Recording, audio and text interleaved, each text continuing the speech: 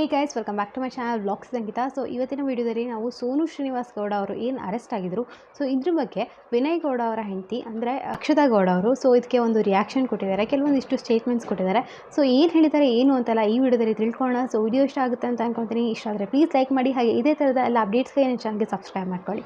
So ಮೊನ್ನೆ ಅಷ್ಟೇ ಸೋನು ಅವರು ಅರೆಸ್ಟ್ ಆಗಿದ್ರು. ಸೊ ನಾನು ಕೂಡ ಆ ವೀಡಿಯೋಸ್ನ ಮಾಡಿ ಹಾಕಿದ್ದೆ, ಏನಕ್ಕೆ ಅರೆಸ್ಟ್ ಆಗಿತ್ತು ಏನು ಅಂತೆಲ್ಲ ಕಂಪ್ಲೀಟ್ ಡೀಟೇಲ್ಸ್ ಆ ವಿಡಿಯೋದಲ್ಲಿ ನಾನು ಕೊಟ್ಟಿದ್ದೀನಿ, ಹೋಗ್ಬಿಟ್ಟು ನೀವು ಬೇಕಂದರೆ ಚೆಕ್ ಮಾಡ್ಬೋದು. ಸೊ ಇವತ್ತು ಸೋನು ಅವ್ರ ಬಗ್ಗೆ ಅಕ್ಷತಾ ಅವ್ರಿಗೆ ಕೇಳಿದಾಗ ಸೊ ಅವ್ರು ಹೇಳಿರೋದು ಏನು ಅಂತ ಅಂದರೆ, ಸೊ ಫಸ್ಟ್ ಆಫ್ ಆಲ್ ನಾನು ಅವರ ವೀಡಿಯೋಸ್ನ ಜಾಸ್ತಿ ನೋಡಿಲ್ಲ. ಸೊ ಅವ್ರು ಹೇಳಿರೋಂಥ ಮಾತುಗಳಿದು. ಸೊ ಸೋನು ಶ್ರೀನಿವಾಸ್ ಅವರ ವೀಡಿಯೋಸ್ನ ಅವರೆಲ್ಲ ಜಾಸ್ತಿ ನೋಡಿರುವಂತೆ, ಬಟ್ ಈ ಥರ ಏನು ಒಂದು ಕೇಸಿಂದ ಅವರು ಅರೆಸ್ಟ್ ಆಗಿ ಇವಾಗ ಒಳಗಡೆ ಇದ್ದಾರೆ.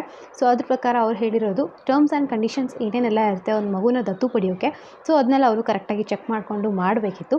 ಸೊ ಅದು ಅವರು ಅಷ್ಟೊಂದು ಏನು ಇನ್ನೋಸೆಂಟು ಅಲ್ಲ, ಯಾಕಂದರೆ ಅವರು ಕೂಡ ಓದಿದ್ದಾರೆ, ಅವ್ರಿಗೂ ಗೊತ್ತಿರುತ್ತೆ.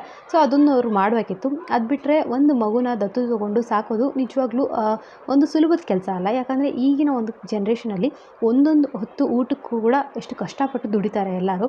ಅಂಥದ್ರೊಳಗೆ ಒಂದು ಲೈಫ್ ಲಾಂಗ್ ಕಮಿಟ್ಮೆಂಟ್ ಇದು, ಮಕ್ಕಳನ್ನ ದತ್ತು ತೊಗೊಂಡು ಸಾಕೋದು ಅಂದರೆ. ಯಾಕಂದರೆ ಅವರ ಇಡೀ ಲೈಫ್ ಪೂರ್ತಿ ಅವರ ಎಜುಕೇಷನ್ ಆಗಿರಲಿ, ಬಟ್ಟೆ ಆಗಿರಲಿ, ಊಟ ಆಗಿರಲಿ ಎಲ್ಲನೂ ನಾವು ಪ್ರೊವೈಡ್ ಮಾಡಬೇಕಾಗತ್ತೆ.